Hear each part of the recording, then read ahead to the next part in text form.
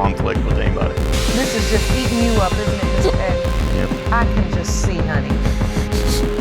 Marcellus knock on the door and I look out the window and she, I'm like, all right. So I just, Oh, was that a cat sound and then you let the door in? He was not the father of their daughter, Sharell, at the time. Hello, Your Honor. Hello. This is a case of Points versus Rowan. Thank you, Jerome. Good day, everyone.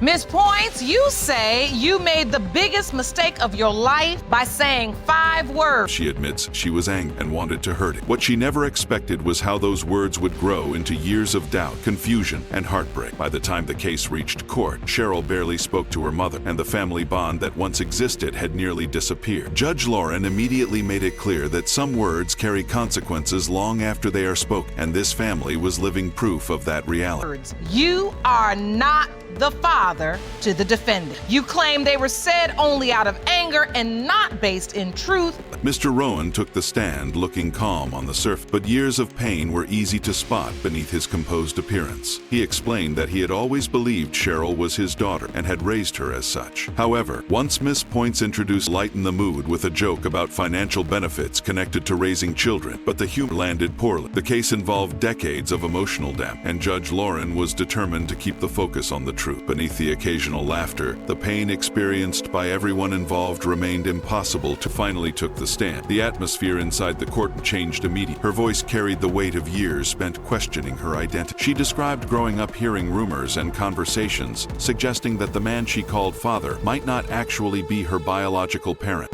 You did it out of anger. Yes, I did. You told him you were not the father. I'm just frustrated about a whole lot of things that was going on with him. Those comments followed her through child and into her teenage years. While many children take their family identity for granted, Sharell spent years wondering whether the foundation of her life was built on uncertainty. The emotional impact was visible on her face as she explained how deeply those questions affected her. Doing what he was doing out here, so, And so you just decided, I'm gonna say these. Told her that she resembled another man who had been involved around the same time. The revelation stunned Sharell and transformed uncertainty into a full-blown identity crisis. Judge Lauren appeared shocked by the admission, recognizing the lasting impact such a statement could have on a young person trying to understand who they are. Existence of another possible father. Miss Points acknowledged that another man had been involved during the relevant period. Although she attempted to minimize the significance of the relationship, Judge Lauren pointed out a simple biological reality. So she just blurted it out. Yes. You look like that other guy. When she get mad at me, she'll tell me I look like that other guy. yes, I do. The duration of a relationship does not determine paternity. What matters is whether conception was possible. That realization brought the case to a critical point because it confirmed that there was a legitimate question about Sharell's biological father. Sudden decades of confusion appeared rooted in more than just angry words. I do. I tend to say the wrong things. And so you said that to your daughter. You look like that other guy. Yes, I did. You're right. So there was another guy. Then came one of the biggest moments of the hearing. Jerome returned with the birth certificate, and everyone in the courtroom focused on the document. Like and subscribe for part 2. As the information was reviewed, the emotional reaction was immediate. Did you ever tell this man I'm pregnant and tell him that he could potentially be Sharell's biological father? I told him to. Yes, I. The name listed on the certificate was not Mr. Rowan's. The discovery landed heavily on everyone involved. Sharell looked devastated. Miss Points appeared frozen by the consequences of choices made long ago. Mr. Rowan seemed torn between validation and heartbreak. A single document had reopened wounds that never fully healed. And then sign the birth certificate. Yes, Your Honor. So did he believe he was the father? Why did he sign the birth certificate? Sharell struggled to explain exactly how she felt as the hearing continued. Anger, sadness, disappointment, and confusion all seemed to collide at once. For years, she had searched for certainty and hoped this process would finally provide it. How does it make you feel to hear your mother finally tell the truth? Out of 29 years, like I'm sad. I know it makes you sad. To her and reassured her that his feelings would not disappear overnight. Regardless of what science ultimately revealed, he wanted her to know that he cared about her deep. The statement touched everyone in the room because it came from a place of genuine love rather than obligation. Cause she been lying this whole time. don't cry, boo-boo. It's all right. It hurts you to know your mother has known. I'll say. As the courtroom prepared for the results, the atmosphere became noticeably quiet. Earlier arguments faded into the background. Even the individuals who had been the most vocal throughout the hearing appeared lost in thought. Years of accusations. When it comes to 29-year-old Sharell Points. It has been determined by this court. Regrets and unanswered questions had led to this exact moment. Miss Points seemed prepared to finally face whatever truth emerged. Sharell sat silent, knowing that her life could change in a matter of seconds. Mr. Rowan remained still, waiting for confirmation or heart. Mr. Rowan, you are not the father. No.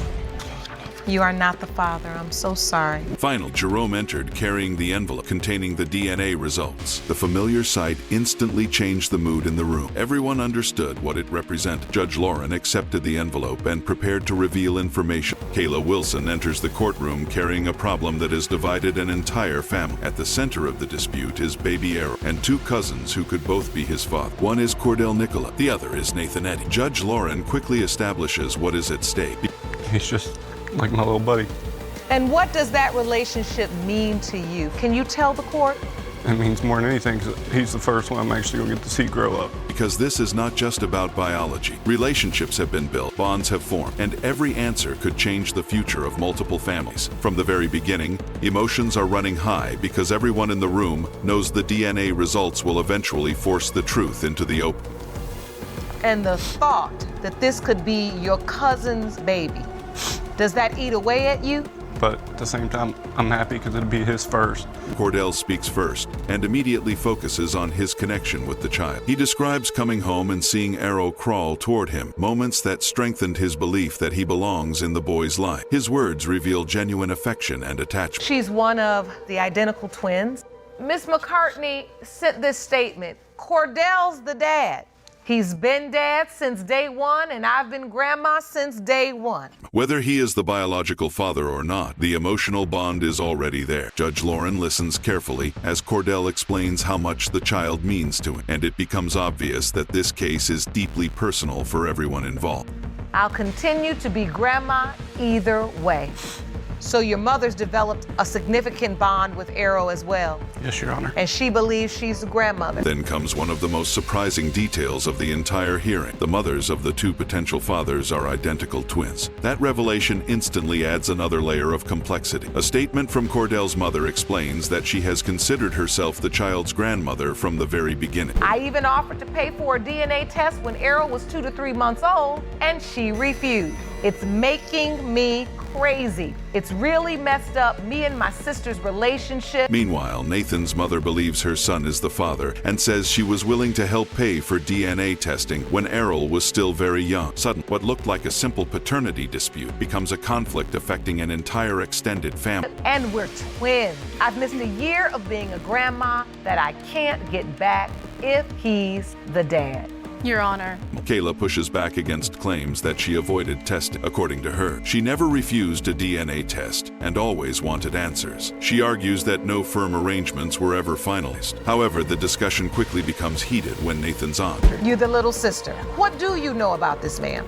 I do know that she tells Nathan all the time, you're the daddy. Then she'll go back to Cordell and say, you're the daddy. I just want it done and over with, and if it's Nathan. Miss Endicott joins the conversation. She believes the situation has gone on long enough and argues that Kayla has told different people different things regarding who the father is. Her frustration is obvious, and Judge Lauren begins pressing for more clarity. I mean, if it's Nathan, that's cool. He needs to be a daddy, be in the life. And if it's Cordell, she needs to leave Nathan alone so he can go on. The focus then shifts to Nathan and his role in the child's life. Miss Endicott suggests that Kayla has maintained influence over him and kept him emotionally invested without providing certainty. Kayla responds by pointing to events. And Mr. Eddy, why didn't you go? I was told that she had a doctor's appointment that day, and I told her to keep me updated. And I had no transportation. She went under emergency C-section.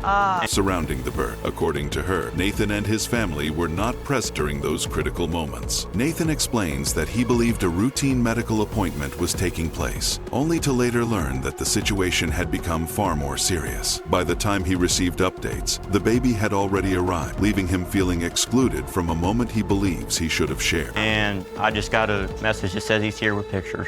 Did you feel like all of a sudden you were left out? with the way that the baby was born and he moved away and stuff, it made me feel like she just wanted him to be the dad regardless. Nathan becomes emotional as he explains how the situation affected him. He says there were times when he felt as though decisions had already been made without him. In his mind, Cordell appeared to be receiving opportunities that he never had. Then another major issue emerges. Oh, you put Mr. Nicola on the birth Signed it, yes. Was that because he was with you or because you all made a decision? Was it a three-way consultation? No, Your Honor.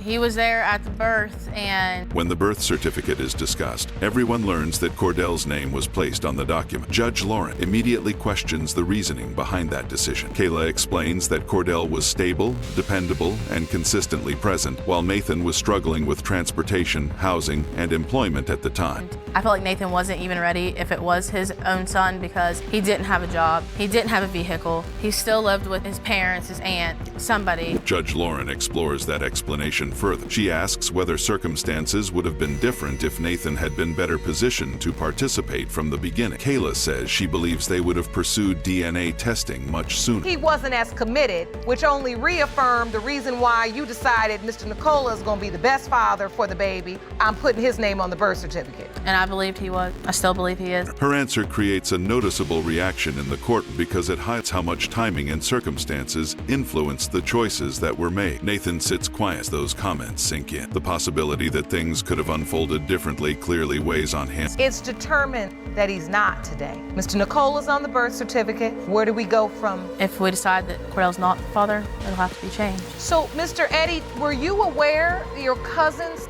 Miss Endicott then delivers what may be the most direct argument of the entire hearing. She says the uncertainty must end. If Nathan is the father, he deserves the opportunity to fully embrace that responsibility.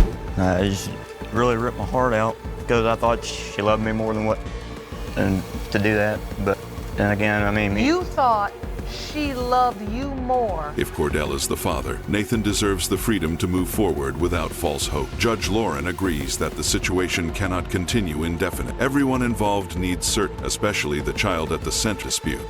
not enough to not that she wouldn't have done that to me. When you say done that to me, can you explain?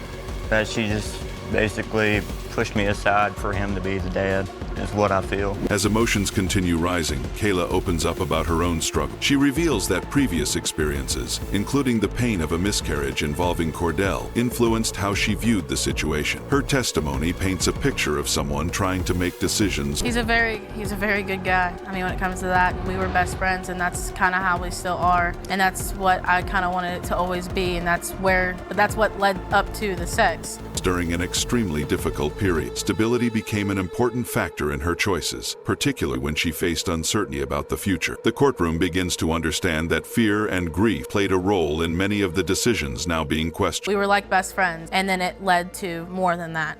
Oh, I get exactly what happened. I really do. If Mr. Eddie is Errol's biological father, have you thought about that? I know you say you believe Mr. Nicola is. Nathan eventually acknowledges the emotional toll the case has taken on him. He admits that the uncertainty has followed him for a long time. He sees the situation as evenly balanced between himself and Cordell. For me, because now she really wants to be with my big brother, so they've taken my baby and made a family. But I still love my big brother, but I still love the girl. And he has spent countless hours wondering what the DNA results will reveal. Like and subscribe for part 2. Even while discussing his fears, Nathan tries to prepare himself for either outcome. If the results favor Cordell, he says at least he will finally have an answer, even if it hurts. Miss Wilson, I need to ask you this because I feel like that there were parts of these times and these moments where you latched on to him and made him feel like you loved him and there was potential for you all. Judge Lauren then examines the relationships surrounding baby Errol. Cordell describes spending time with the child and being actively involved in his life. His family has embraced that role as well. On the other side, Nathan's relatives maintain that they attempted to obtain answers much earlier. But you two have not spoken an ill word about the other. You all have both cried when you talk about the baby and one another. What is your relationship like? Through DNA testing, both families believe they have acted in the child's best interests. The problem is that only one side can ultimately be correct, and the truth remains locked inside a sealed envelope. We was real close all through school. I mean, I just want to keep it that way. I don't want no conflict with anybody. This is just eating you up, isn't it, Mr. Eddie? Yep. I can just see, honey. The tension reaches another level when Miss Endicott repeats her belief that Nathan should not be left waiting indefinite. Her comments are not delivered with anger, but with exhaustion. She believes the uncertainty has affected Just for our family, because even me and his mom had a close connection, and me and his mom don't even talk anymore. This is a family divided. First cousin. everyone involved for far too long. The camera turns toward Kayla, who appears emotionally drained rather than defensive. This is no longer about blame. It is about reaching a conclusion that allows everyone to move forward. Who could both be the father, and identical twin who could both be the grandmothers. Is there anything you two cousins would like to say to one another? Kayla eventually apologizes for the impact her decisions have had on both families. The apology lands heavily because it reflects how much damage uncertainty can cause. Years of assumptions, questions, and conflicting beliefs. And to anybody that's hurt today, I'm deeply sorry. If you all are ready for the results, I have them for you.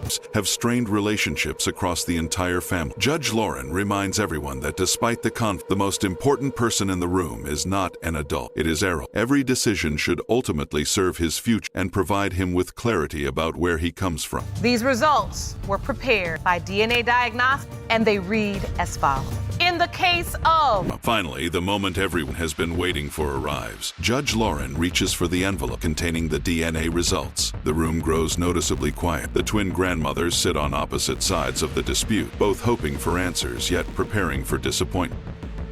The biological father is...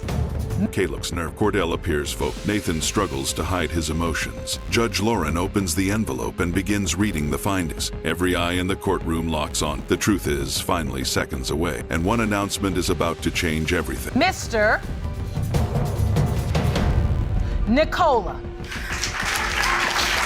Miss Johnson arrived in court determined to prove that Mr. Taylor was the father of her 2-year-old son, Jaden. What immediately separated this case from most paternity disputes was the fact that the battle was not being fought only between the parents. Both grandmothers were fully involved and ready to defend their son. Hello, Your Honor. Hello. This is the case of Johnson versus Taylor. Thank you, Jerome. Good day, everyone.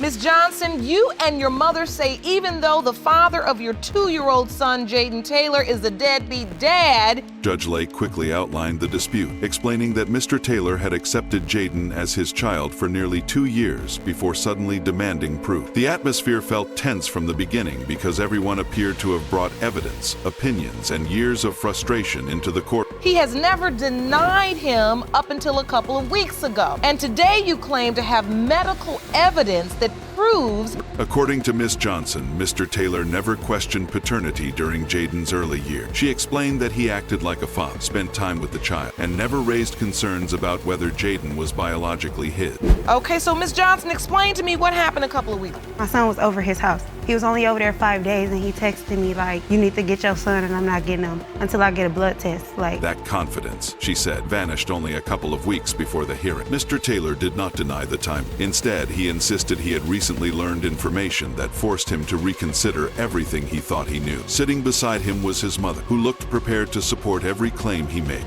Out of the blue? Out of the blue, yes. And I have here some evidence, too. What kind of evidence? A message that I would Jerome, like to let me show see you. this. So wait, out of the blue, you all are co-parenting this little boy. The conflict began escalating after Jaden spent several days with Mr. Taylor. Miss Johnson testified that she was shocked when she received a social media message instructing her to pick up her son because Mr. Taylor would not continue caring for him until a DNA test. So I get a blood test. Somebody told me what you said, so I don't want him till I get a blood test. Test was complete. Judge Lake immediately focused on the message and asked whether he had truly sent. Mr. Taylor admitted that he had. The directness of his answer surprised no one, but it immediately shifted attention toward what had motivated such a dramatic change in behavior. RS, I won't repeat that. I don't need him another day. You sent this message, Mr. Taylor? Yes, Your Honor. Why did you send this out the blue? Mr. Taylor explained that his doubts began after a young woman from the neighborhood approached him with information. According to him, she claimed that Miss Johnson had been telling people that Jaden was not actually his child. I don't want him another day, and I want him. So you actually had Jaden at that time? Yes. At that point, you think this is my biological child, I'm spending time with my son? Yes. And then somebody just comes over your house knocking on the door? Rather than confronting Miss Johnson directly, he began collecting evidence. He insisted he possessed a recording that would support his concern. Judge Lake listened carefully and then ordered the recording to be played so everyone could hear exactly what had been said. Yes, I mean, I believe it because she always say stuff like that. Like, she always say that he's not mine. I have actually... I've never heard her say that. I've never heard her say that. As the recording echoed through the courtroom, the atmosphere changed instantly. The voice on the audio appeared to be Miss Johnson telling Mr. Taylor that Jaden belonged to someone else. The reaction was immediate. Faces around the courtroom reflected surprise and... No, and I'm finna come get my own baby. How about that? That's mine. That's my baby. Miss Johnson, is that you? Yes, it is. Disbelief. Judge Lake turned toward Miss Johnson and asked whether the voice on the recording was hers. Miss Johnson acknowledged that it was. There was no attempt to deny the statement, which only intensified the questions surrounding the child's paternity. This is you telling him it's not his child? Yes, this is after he messaged me that. Right, and that's all in the blue on my... If he's denying it, I mean, why wouldn't she say it? I don't blame her. You tell her. Miss Johnson quickly attempted to explain the context behind the court. She insisted that the comments were made during an argument and were never intended to be taken seriously. According to her, she was angry and wanted to hurt Mr. Taylor after feeling attacked herself. Her mother supported that explanation. Let me come get my baby. You said you right, it's not your baby. Yeah, because he don't have to be. That's what I said. So let me ask you this, Miss Johnson. Why do you think someone would just... Arguing that young couples often say reckless things when emotions take control. Judge Lake understood the point, but emphasized that statements involving paternity carry consequences. Once those words are spoken, they often leave lasting damage behind. Randomly come up to him and start talking about how you told somebody that he's not Jaden's biological father. The hearing then shifted toward the involvement of both families. Mr. Taylor's mother argued that Miss Johnson had been unreliable and failed to follow through on responsibilities involving Jaden. She claimed there were multiple occasions when communication broke down. And Jalen has something to do. Miss Johnson will not come and get her. I text her one time, my daughter texted her. And arrangements were disrupted. Miss Johnson immediately pushed back, arguing that there were important circumstances being ignored. She specifically mentioned times when Jaden was ill and said her concerns were not taken seriously. The disagreement quickly grew louder as both sides defended themselves. And said, can you come and get him? My mama need to go to the hospital. She never showed up. So you're saying Miss Johnson leaves Jaden there and doesn't come back and pick him up? Don't come back. Before long, both grandmothers became heavily involved in the argument. Each woman blamed the other side for creating unnecessary problems. Accusations flew back and forth across the court. Judge Lake repeatedly attempted to restore order while trying to separate facts. And then, you finally get the baby. Then he want to call. Can you come back and get him and make up all these stories? You hadn't had him in a while. He just, ain't even the truth that you probably From frustration, the conflict had clearly expanded far beyond a simple paternity dispute. Years of resentment, family disagreements, and personal grievances had become tangled together, making it difficult to focus on the central question of who Jaden's father really was. This is just I've sent messages. Is there any communication? No. There is. No, it's not. Judge Lake eventually redirected attention toward a simple but important point. She asked Mr. Taylor whether he had ever questioned paternity before the recent allegations surfaced. His answer was straightforward. He admitted that he had not. For nearly 2 years, he accepted Jaden as his son. Were you all anticipating the birth of this baby because you truly thought it was your biological child? Yes, Sean. Without hesitation. That admission proved significant because it highlighted how dramatically his position had changed. Miss Johnson seized on the fact, arguing that he had been completely confident until outside gossip entered the picture. Do you remember when your son said, somebody told me that the baby's not mine? Actually, I didn't hear that until just recently. The discussion then returned to the power of words. Judge Lake pointed out that statements made during anger often have consequences that extend far beyond the original argument. Like and subscribe for part 2. Miss Johnson appeared increasingly aware that her comments had contributed to the situation. After I left, I messaged Miss Johnson and told her that she was supposed to come with me to take the DNA test for my son. After that, she said... Even if she never intended the statements to be believed, they had planted doubt in Mr. Taylor's mind. That doubt eventually grew into a full-scale paternity dispute that now threatened to reshape multiple lives. I told her she had to go down there and schedule one for him. She never He only went down went there because to child check support started sitting in the middle. That's why he went, to be truthful. Hoping to strengthen her case, Ms. Johnson presented what she believed was compelling evidence. She pointed to medical records showing that Jaden shared certain health conditions with Mr. Taylor. According to her, both had experienced eczema and... I felt that it wasn't necessary. He wasn't denying him then. I knew he was the... So you're saying he was not denying Jaden? heart. She argued that these similarities supported her belief that Mr. Taylor was Jaden's biological father. For a moment, the evidence appeared to give her confidence, while Mr. Taylor seemed uncertain about how the information might affect the case. So you felt like, what's the use of going to have it? Right. I mean, yeah, it wasn't no question, supposedly then. Judge Lake wanted a scientific explanation before drawing conclusions. An expert, Dr. Tasnim Baisha, was brought in to discuss the medical claim. Calmly and professional, the doctor explained that the heart condition being... She always say it. She always says when we get into our argument. The point is because when you get into an argument, Ms. Johnson confirms. Discussed was not considered hereditary in the way Ms. Johnson suggested. The explanation immediately changed the mood. What had seemed like powerful evidence moments earlier suddenly carried far less weight. The disappointment on Ms. Johnson's face was difficult to miss. Yes. Have you said it more than one time, Ms. Johnson? So you know you can't unring that bell. You know that. Yeah. Rather than criticizing her, Judge Lake took a more compassionate approach. She reminded Ms. Johnson that mistakes made in the past did not change the need for clear answers in the present. Most importantly, she emphasized that Jaden... Yes. And a heart murmur. If you look at... Just like Mr. Taylor had. And you believe that these are medical issues. Deserved certainty. Ms. Johnson admitted that she was emotionally exhausted from the ongoing dispute. Her voice reflected the strain of spending years defending her position while dealing with repeated questions about her son's paternity. That the child has in common with Mr. Taylor. Mr. Taylor, do you have a heart murmur? Yes, I do. Another surprising detail emerged when the discussion turned toward how the relationship began. Ms. Johnson revealed that she had run away from home as a teenager and spent time living with Mr. Taylor's family. Dr. Tass, I have a few questions for you. Number one, heart murmurs. The plaintiff has asserted that the child suffers from a heart murmur, also our defendant. The revelation caught the courtroom's attention because it highlighted just how young both parties were when many of the events took place. Their families had become involved long before Jaden was born, creating complicated relationships that still influenced the conflict years later. What exactly is a heart murmur? So a heart murmur is really just an abnormal sound in the heart rhythm. Normally you're used to listening to the heart and it goes lub-dub. As more details surfaced, the courtroom learned that the relationship between Miss Johnson and Mr. Taylor began during their teenage years after a game that brought them closer together. Judge Lake appeared stunned. Understood.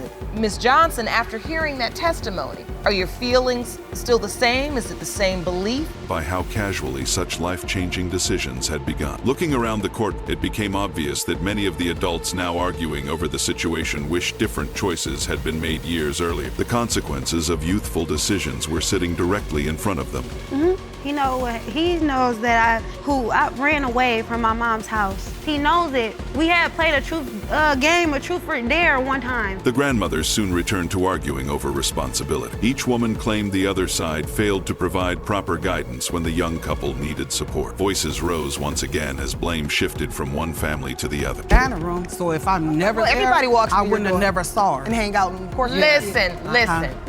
At the end of the day, these were two young people that needed a little more supervision. Judge Lake finally interrupted the exchange and reminded everyone that assigning blame would not solve the problem. What mattered now was finding the truth and creating stability for Jaden moving forward. Right? True. But a game of truth or dare has led you to paternity court. And now we have yet another young person in the middle of this thing. When Judge Lake asked Mr. Taylor what outcome he hoped for, his answer revealed how emotionally drained he had become. He explained that if the DNA results proved he was Jaden's father. You were there. You were out there. One at a time. Your son wanted me there. One at a time. When you say she was out there, was out there. respectfully, what does that mean? She was promiscuous, she was no... He intended to accept that responsibility. If the results proved otherwise, he wanted the freedom to move on. The statement reflected someone exhausted by uncertainty. He no longer wanted speculation. He wanted certainty. Like you, huh? Yes. This is a difficult situation. Even more difficult because we're dealing with very young people. What are you hoping for? Miss Johnson became emotional as the hearing approached its conclusion. At one point, she suggested she was tired of the entire situation and wanted it over. Judge Lake gently challenged that statement, explaining that she clearly cared deeply about the outcome. No, he don't. If he's his biological father, No, baby, he don't. Or you. Baby, he needs his father and you need yours. Let me tell you something. More importantly, Jaden deserved answers. The judge's words seemed to resonate throughout the courtroom because everyone understood that the child had the most at stake. Let me tell you something. I've been doing this too long. I know those tears. I just wanted you to be able to say it for yourself because that's one of the reasons why this courtroom is here. Before the DNA results arrived, Judge Lake delivered a broader message about responsibility. She spoke about the challenges young parents face and the importance of creating stable environments for children. In the case of Johnson versus Taylor, when it comes to 2-year-old Jaden, her comments were directed at both families. Rather than focusing only on mistakes, she encouraged everyone to think about the future. For the first time during the hearing, both sides appeared willing to listen without interrupting. Taylor, it has been determined by this court, Mr. Taylor, you are the father. Finally, Jerome entered carrying the envelope that contained the DNA results. The shift in atmosphere was immediate. Conversation stopped. Expressions hard. Miss Johnson stared ahead while trying to remain posed. When I gave you a chance to say something, you ain't had nothing to say. Now I read the result, you gonna pop off. Not in here. That's what we're not gonna do. Mr. Taylor appeared equally nervous despite his efforts to hide. Both grandmothers sat silent, clutching their belongings and waiting for the answer that would either confirm years of belief or shatter them. Because this is an important moment. I'm going easy on you both because you ain't nothing but young people running around here engaging in activities that produce human beings